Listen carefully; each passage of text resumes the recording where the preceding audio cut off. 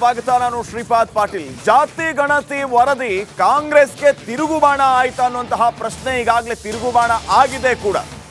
ಪ್ರಮುಖ ಸಚಿವರು ವಿರೋಧವನ್ನು ವ್ಯಕ್ತಪಡಿಸ್ತಾ ಇದ್ದಾರೆ, ಸಮುದಾಯದವರು ವಿರೋಧವನ್ನು ವ್ಯಕ್ತಪಡಿಸ್ತಾ ಇದ್ದಾರೆ. ಇನ್ನೊಂದು ಎಕ್ಸ್ಕ್ಲೂಸಿವ್ ಡೀಟೇಲ್ ಅನ್ನ ನಾವೀಗ ನೀಡ್ತಾ ಇದ್ದೀವಿ. ರಿಪಬ್ಲಿಕ್ ಕನ್ನಡದಲ್ಲಿದೆ ವರದಿಯ ಇಂಚಿಂಚು ಮಾಹಿತಿ. ಮುಖ್ಯವಾಗಿ ತಾಳೆಯೇ ಆಗದ ಮುಸ್ಲಿಂ ಸಮುದಾಯದ ಜನಸಂಖ್ಯೆ. ಕಾಂಗ್ರೆಸ್ ಸರ್ಕಾರದ ಅಂಕಿ ಸಂಖ್ಯೆಗೆ ಯಾವುದೇ ರೀತಿಯ ಹೋಲಿಕೆನೇ ಇಲ್ಲ. ಜಾತಿ ವರದಿಯಲ್ಲಿ ರಾಜ್ಯದಲ್ಲಿ ಮುಸ್ಲಿಮರ ಜನಸಂಖ್ಯೆ 12% ಆದರೆ ಮುಸ್ಲಿಮರ ಜನಸಂಖ್ಯೆಯಲ್ಲಿ ಭಾರಿ ವ್ಯತ್ಯಾಸ ವರದಿಯಲ್ಲಿ ಕಾಣ್ತಾ ಇದ್ದೀವಿ. ಸಾಮ್ಯತೆ ಅನ್ನುವಂಥದ್ದೇ ಇಲ್ಲ. ಅದಕ್ಕೆ ಮೊದಲಿನಿಂದಾನೂ ಕೂಡ ಆರೋಪ ಮಾಡ್ತಾ ಬರ್ತಾ ಇರೋದು ದತ್ತಾಂಶಗಳಲ್ಲಿ ವ್ಯತ್ಯಾಸ ಇದೆ.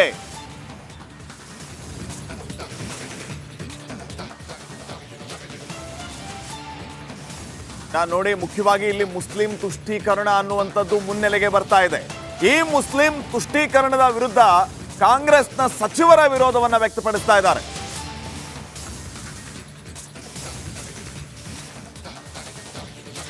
ಮುಸ್ಲಿಮರೇ ದೊಡ್ಡ ಸಮುದಾಯ ಅಂತ ಬಿಂಬಿಸೋದಕ್ಕೆ ಪ್ರಯತ್ನ ಮಾಡ್ತಾ ಇದೆ ಅಂತ ಹೇಳಿ ಕಾಂಗ್ರೆಸ್ ಸಚಿವರು ಆಕ್ಷೇಪವನ್ನ ವ್ಯಕ್ತಪಡಿಸ್ತಾ ಇದ್ದಾರಂತೆ. ಕಾಂಗ್ರೆಸ್ ವಿರುದ್ಧ ಈಗಾಗಲೇ ಸಮುದಾಯಗಳು ಆಕ್ರೋಶವನ್ನ ವ್ಯಕ್ತಪಡಿಸ್ತಾ ಇವೆ. ಕಾಂಗ್ರೆಸ್ ಸಚಿವರು ಕೂಡ ಈಗ ಆಕ್ಷೇಪವನ್ನ ವ್ಯಕ್ತಪಡಿಸ್ತಾ ಇದ್ದಾರೆ. ತಮ್ಮದೇ ಜಾತಿ ಸಮೀಕ್ಷೆಗೆ ಕಾಂಗ್ರೆಸ್ ಸಚಿವರು ಮುಂದಾಗಿದ್ದಾರೆ.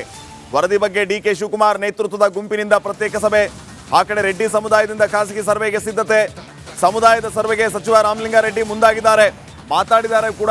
ಇದರಲ್ಲಿ ಹೆಚ್ಚು ಕಡಿಮೆ ಇದೆ ಅಂತ ಹೇಳಿ. ಇನ್ನು ಮುಸ್ಲಿಮರ ಓಲೈಕೆ ತಿರುಗುಬಾಣ ಕಾಂಗ್ರೆಸ್ ಸರ್ಕಾರಕ್ಕೆ ಹಿನ್ನಡೆಯಾಗುತ್ತೆ. ಹಿಂದೂಗಳನ್ನ ಬೇರೆ ಬೇರೆ ಗುಂಪುಗಳಾಗಿ ಒಡೆಯೋದಕ್ಕೆ ಪ್ರಯತ್ನ ಆಗ್ತಾ ಇದೆ ಅಂತ ಆಕ್ರೋಶ ಈಗ ವ್ಯಕ್ತವಾಗ್ತಾ ಇದೆ. ಈ ಬಗ್ಗೆ ಇನ್ನಷ್ಟು ಮಾಹಿತಿಯನ್ನ ನೀಡಿದ್ದಾರೆ ಪ್ರತಿನಿಧಿ ಚಂದ್ರಶೇಖರ್. ಈಗ ನೇರ ಸಂಪರ್ಕದಲ್ಲಿ ಜಾಯ್ನ್ ಆಗಿದ್ದಾರೆ. ಚಂದ್ರಶೇಖರ್, ವೆರಿ ಕ್ಲಿಯರ್ ಆಗಿ ಕಾಣಿಸ್ತಾ ಇದೆ ಇಲ್ಲಿ ಸ್ಟ್ಯಾಟ್ ಅಲ್ಲಿ ವ್ಯತ್ಯಾಸ ಇದೆ ಅನ್ನುವಂಥದ್ದು, ಸಾಮ್ಯತೆ ಇಲ್ಲ ಅನ್ನುವಂಥದ್ದು, ವಾಸ್ತವನೇ ಬೇರೆ, ವರದಿಯಲ್ಲಿ ಇರೋದೇ ಬೇರೆ ಅನ್ನುವಂಥದ್ದು ಒಂದು ಕಡೆ. ಆದ್ರೆ ಇನ್ನು ಮೊನ್ನೆ ಅಷ್ಟೇ ಬಿಜೆಪಿ ನಾಯಕರು ಹಲವರು ಮಾತಾಡ್ತಾ ಇದ್ರು, ಮುಸ್ಲಿಮರಲ್ಲಿ ಒಳ ಪಂಗಡಗಳು ಒಳ ಜಾತಿಗಳಂತ ಎಷ್ಟಿದೆ ಅದನ್ನ ತೋರಿಸುವಂತ ಕೆಲಸ ಯಾಕಾಗ್ಲಿಲ್ಲ. ಅದರ ಜೊತೆಗೆ ಅಂಕಿಅಂಶಗಳಲ್ಲೂ ಕೂಡ ತಪ್ಪಾಗಿದೆ. ಟೋಟಲ್ ತುಷ್ಟೀಕರಣ ಅನ್ನುವಂಥದ್ದನ್ನ ಒತ್ತಿ ಹೇಳ್ತಾ ಇದ್ದಾರೆ. ಇದು ಕಾಂಗ್ರೆಸ್ ಸರ್ಕಾರಕ್ಕೆ ಅರ್ಥ ಆಗ್ತಾ ಇಲ್ವಾ? ನೇರವಾಗಿ ಸಿದ್ದರಾಮಯ್ಯ ಅವರಿಗೆ ಅರ್ಥ ಆಗ್ತಾ ಇಲ್ವಾ?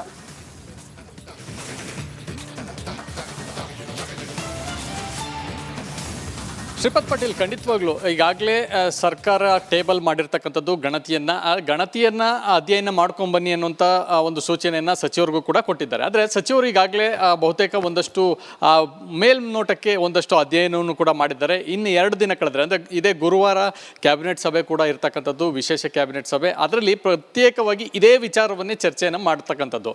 ಅದೇ ಈಗಾಗಲೇ ಸಮುದಾಯಗಳು ಮತ್ತು ಸಂಘಟನೆಗಳು ಈಗಾಗಲೇ ಸಚಿವರ ಮೇಲೆ ತಮ್ಮ ಸಮುದಾಯದ ಸಚಿವರ ಮೇಲೆ ಒತ್ತಡವನ್ನು ಇರುವಂಥ ಕೆಲಸವನ್ನು ಕೂಡ ಮಾಡ್ತಾ ಇದೆ. ಯಾಕಂತಂದ್ರೆ ಅದರಲ್ಲೂ ಪ್ರಮುಖವಾಗಿ ಲಿಂಗಾಯತ ಮತ್ತು ಒಕ್ಕಲಿಗ ಸಮುದಾಯಗಳು ಬಹಳ ಪ್ರಬಲವಾದಂಥ ಸಮುದಾಯಗಳು, ಜೊತೆಯಲ್ಲಿ ಅತಿ ಹೆಚ್ಚು ಸಂಖ್ಯೆಯನ್ನು ಹೊಂದಿರತಕ್ಕಂಥ ಸಮುದಾಯಗಳು ಅನ್ನುವಂಥ ಹೆಸರನ್ನು ಕೂಡ ಪಡೆದುಕೊಂಡಿದೆ. ಆದರೆ ಈಗಾಗಲೇ ಸಮುದಾಯಗಳನ್ನು ಅತಿ ಕಡಿಮೆ ಸಂಖ್ಯೆಯಲ್ಲಿ ತೋರಿಸಿ ಆ ರೀತಿ ನೋಡೋದಾದರೆ ಮುಸ್ಲಿಂ ಸಮುದಾಯ ಅಥವಾ ಧರ್ಮವನ್ನೇ ನಂಬರ್ 1 ಅತಿ ಹೆಚ್ಚು ಸಂಖ್ಯೆ ಇರ್ತಕ್ಕಂಥ ಜನ ಅನ್ನುವಂಥ ಒಂದು ಬಿಂಬಿತವನ್ನು ಈಗಾಗಲೇ ರಾಜ್ಯ ಸರ್ಕಾರ ಮಾಡಿರ್ತಕ್ಕಂಥದ್ದು. ಇದರ ವಿರುದ್ಧ ಆಕ್ರೋಶ ಬಹಳಷ್ಟು ತೀವ್ರವಾಗಿ ವ್ಯಕ್ತವಾಗ್ತಾ ಇದೆ.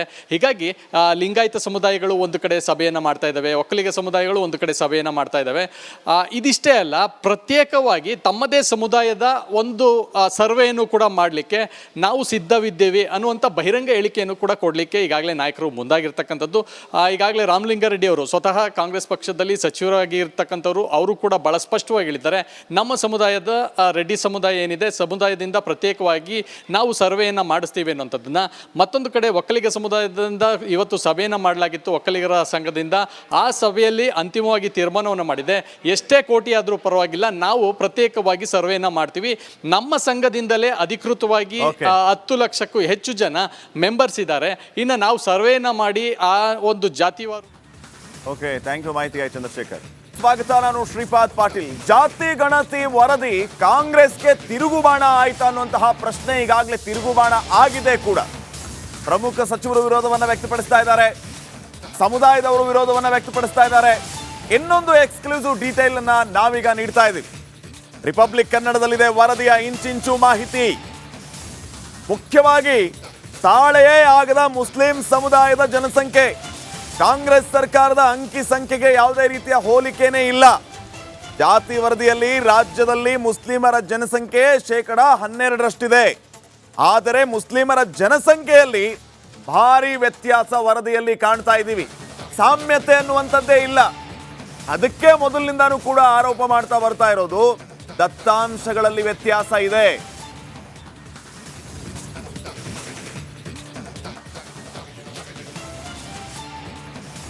ನಾನು ನೋಡಿ, ಮುಖ್ಯವಾಗಿ ಇಲ್ಲಿ ಮುಸ್ಲಿಂ ತುಷ್ಟೀಕರಣ ಅನ್ನುವಂಥದ್ದು ಮುನ್ನೆಲೆಗೆ ಬರ್ತಾ ಇದೆ. ಈ ಮುಸ್ಲಿಂ ತುಷ್ಟೀಕರಣದ ವಿರುದ್ಧ ಕಾಂಗ್ರೆಸ್ನ ಸಚಿವರ ವಿರೋಧವನ್ನ ವ್ಯಕ್ತಪಡಿಸ್ತಾ ಇದ್ದಾರೆ.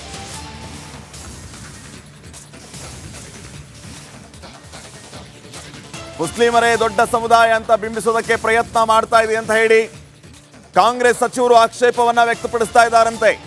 ಕಾಂಗ್ರೆಸ್ ವಿರುದ್ಧ ಈಗಾಗಲೇ ಸಮುದಾಯಗಳು ಆಕ್ರೋಶವನ್ನ ವ್ಯಕ್ತಪಡಿಸ್ತಾ ಇವೆ. ಕಾಂಗ್ರೆಸ್ ಸಚಿವರು ಕೂಡ ಈಗ ಆಕ್ಷೇಪವನ್ನ ವ್ಯಕ್ತಪಡಿಸ್ತಾ ಇದ್ದಾರೆ. ತಮ್ಮದೇ ಜಾತಿ ಸಮೀಕ್ಷೆಗೆ ಕಾಂಗ್ರೆಸ್ ಸಚಿವರು ಮುಂದಾಗಿದ್ದಾರೆ.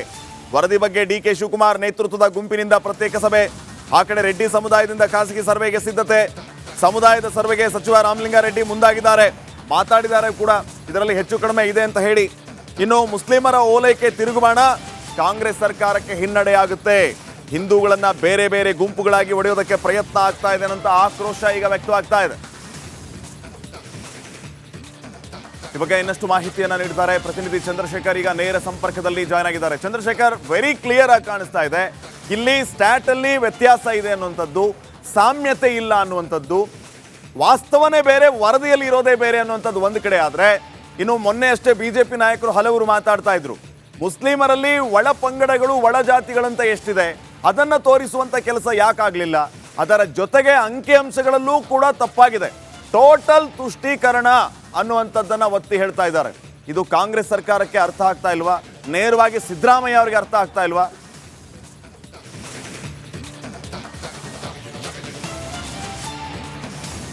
ಶ್ರೀಪದ್ ಪಾಟೀಲ್, ಖಂಡಿತವಾಗ್ಲೂ ಈಗಾಗಲೇ ಸರ್ಕಾರ ಟೇಬಲ್ ಮಾಡಿರ್ತಕ್ಕಂಥದ್ದು ಗಣತಿಯನ್ನ ಅಧ್ಯಯನ ಮಾಡ್ಕೊಂಡ್ ಬನ್ನಿ ಅನ್ನುವಂಥ ಒಂದು ಸೂಚನೆಯನ್ನ ಸಚಿವರಿಗೂ ಕೂಡ ಕೊಟ್ಟಿದ್ದಾರೆ. ಆದರೆ ಸಚಿವರು ಈಗಾಗಲೇ ಬಹುತೇಕ ಒಂದಷ್ಟು ಮೇಲ್ನೋಟಕ್ಕೆ ಒಂದಷ್ಟು ಅಧ್ಯಯನವನ್ನು ಕೂಡ ಮಾಡಿದ್ದಾರೆ. ಇನ್ನು 2 ದಿನ ಕಳೆದ್ರೆ, ಅಂದರೆ ಇದೇ ಗುರುವಾರ ಕ್ಯಾಬಿನೆಟ್ ಸಭೆ ಕೂಡ ಇರ್ತಕ್ಕಂಥದ್ದು, ವಿಶೇಷ ಕ್ಯಾಬಿನೆಟ್ ಸಭೆ. ಅದರಲ್ಲಿ ಪ್ರತ್ಯೇಕವಾಗಿ ಇದೇ ವಿಚಾರವನ್ನೇ ಚರ್ಚೆಯನ್ನು ಮಾಡ್ತಕ್ಕಂಥದ್ದು. ಅದೇ ಈಗಾಗಲೇ ಸಮುದಾಯಗಳು ಮತ್ತು ಸಂಘಟನೆಗಳು ಈಗಾಗಲೇ ಸಚಿವರ ಮೇಲೆ ತಮ್ಮ ಸಮುದಾಯದ ಸಚಿವರ ಮೇಲೆ ಒತ್ತಡವನ್ನು ಇರುವಂಥ ಕೆಲಸವನ್ನು ಕೂಡ ಮಾಡ್ತಾ ಇದೆ. ಯಾಕಂತಂದ್ರೆ ಅದರಲ್ಲೂ ಪ್ರಮುಖವಾಗಿ ಲಿಂಗಾಯತ ಮತ್ತು ಒಕ್ಕಲಿಗ ಸಮುದಾಯಗಳು ಬಹಳ ಪ್ರಬಲವಾದಂಥ ಸಮುದಾಯಗಳು, ಜೊತೆಯಲ್ಲಿ ಅತಿ ಹೆಚ್ಚು ಸಂಖ್ಯೆಯನ್ನು ಹೊಂದಿರತಕ್ಕಂಥ ಸಮುದಾಯಗಳು ಅನ್ನುವಂಥ ಹೆಸರನ್ನು ಕೂಡ ಪಡೆದುಕೊಂಡಿದೆ. ಆದರೆ ಈಗಾಗಲೇ ಸಮುದಾಯಗಳನ್ನು ಅತಿ ಕಡಿಮೆ ಸಂಖ್ಯೆಯಲ್ಲಿ ತೋರಿಸಿ ಆ ರೀತಿ ನೋಡೋದಾದರೆ ಮುಸ್ಲಿಂ ಸಮುದಾಯ ಅಥವಾ ಧರ್ಮವನ್ನೇ ನಂಬರ್ 1 ಅತಿ ಹೆಚ್ಚು ಸಂಖ್ಯೆ ಇರ್ತಕ್ಕಂಥ ಜನ ಅನ್ನುವಂಥ ಒಂದು ಬಿಂಬಿತವನ್ನು ಈಗಾಗಲೇ ರಾಜ್ಯ ಸರ್ಕಾರ ಮಾಡಿರ್ತಕ್ಕಂಥದ್ದು. ಇದರ ವಿರುದ್ಧ ಆಕ್ರೋಶ ಬಹಳಷ್ಟು ತೀವ್ರವಾಗಿ ವ್ಯಕ್ತವಾಗ್ತಾ ಇದೆ. ಹೀಗಾಗಿ ಲಿಂಗಾಯತ ಸಮುದಾಯಗಳು ಒಂದು ಕಡೆ ಸಭೆಯನ್ನು ಮಾಡ್ತಾ ಇದ್ದಾವೆ, ಒಕ್ಕಲಿಗ ಸಮುದಾಯಗಳು ಒಂದು ಕಡೆ ಸಭೆಯನ್ನು ಮಾಡ್ತಾ ಇದ್ದಾವೆ. ಇದಿಷ್ಟೇ ಅಲ್ಲ, ಪ್ರತ್ಯೇಕವಾಗಿ ತಮ್ಮದೇ ಸಮುದಾಯದ ಒಂದು ಸರ್ವೆಯನ್ನು ಕೂಡ ಮಾಡಲಿಕ್ಕೆ ನಾವು ಸಿದ್ಧವಿದ್ದೇವೆ ಅನ್ನುವಂಥ ಬಹಿರಂಗ ಹೇಳಿಕೆಯನ್ನು ಕೂಡ ಕೊಡಲಿಕ್ಕೆ ಈಗಾಗಲೇ ನಾಯಕರು ಮುಂದಾಗಿರ್ತಕ್ಕಂಥದ್ದು. ಈಗಾಗಲೇ ರಾಮಲಿಂಗಾರೆಡ್ಡಿ ಅವರು ಸ್ವತಃ ಕಾಂಗ್ರೆಸ್ ಪಕ್ಷದಲ್ಲಿ ಸಚಿವರಾಗಿ ಇರ್ತಕ್ಕಂಥವ್ರು, ಅವರು ಕೂಡ ಬಹಳ ಸ್ಪಷ್ಟವಾಗಿ ಹೇಳಿದ್ದಾರೆ, ನಮ್ಮ ಸಮುದಾಯದ ರೆಡ್ಡಿ ಸಮುದಾಯ ಏನಿದೆ, ಸಮುದಾಯದಿಂದ ಪ್ರತ್ಯೇಕವಾಗಿ ನಾವು ಸರ್ವೆಯನ್ನು ಮಾಡಿಸ್ತೀವಿ ಅನ್ನೋಂಥದ್ದನ್ನ. ಮತ್ತೊಂದು ಕಡೆ ಒಕ್ಕಲಿಗ ಸಮುದಾಯದಿಂದ ಇವತ್ತು ಸಭೆಯನ್ನು ಮಾಡಲಾಗಿತ್ತು, ಒಕ್ಕಲಿಗರ ಸಂಘದಿಂದ. ಆ ಸಭೆಯಲ್ಲಿ ಅಂತಿಮವಾಗಿ ತೀರ್ಮಾನವನ್ನು ಮಾಡಿದೆ, ಎಷ್ಟೇ ಕೋಟಿ ಆದರೂ ಪರವಾಗಿಲ್ಲ, ನಾವು ಪ್ರತ್ಯೇಕವಾಗಿ ಸರ್ವೆಯನ್ನು ಮಾಡ್ತೀವಿ. ನಮ್ಮ ಸಂಘದಿಂದಲೇ ಅಧಿಕೃತವಾಗಿ 10 ಲಕ್ಷಕ್ಕೂ ಹೆಚ್ಚು ಜನ ಮೆಂಬರ್ಸ್ ಇದ್ದಾರೆ. ಇನ್ನು ನಾವು ಸರ್ವೆಯನ್ನು ಮಾಡಿ ಆ ಒಂದು ಜಾತಿವಾರು. ಓಕೆ, ಥ್ಯಾಂಕ್ ಯು ಮಾಹಿತಿಗೆ ಚಂದ್ರಶೇಖರ್.